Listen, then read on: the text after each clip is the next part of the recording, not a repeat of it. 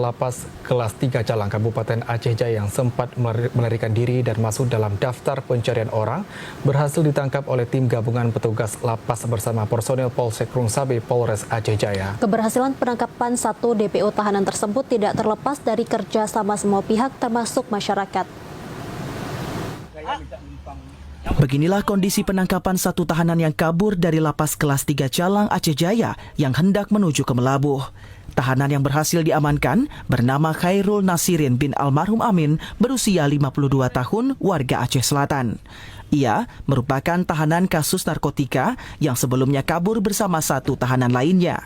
Penangkapan satu tahanan terjadi setelah petugas menerima informasi dari masyarakat. Sementara itu, pihak lapas dan personil kepolisian masih terus memburu satu tahanan lainnya yang masih berstatus buronan. Menurutnya, petugas telah mengantongi informasi terkait lokasi persembunyian tahanan tersebut.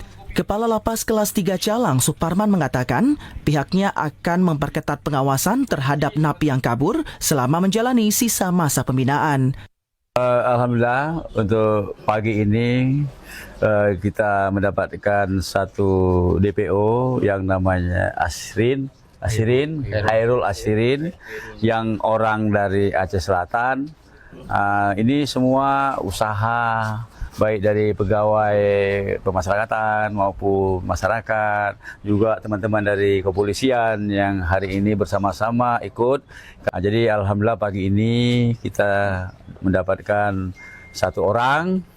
Ini yang satu orang akan menyusul, juga sudah ada titik terang. Janji tetap kita laksanakan. Kita tidak berbohong dan kita juga sudah janji pagi ini dengan hadiah 5 juta rupiah. Sementara itu, Kapolres Aceh Jaya AKBP Zulfa Renaldo melalui Kapolsek Krung Sabe AKP Rudi Yuda Prawira mengatakan sejak 2 tahanan dilaporkan kabur, petugas langsung bergerak melakukan pencarian dan pengumpulan informasi di lapangan.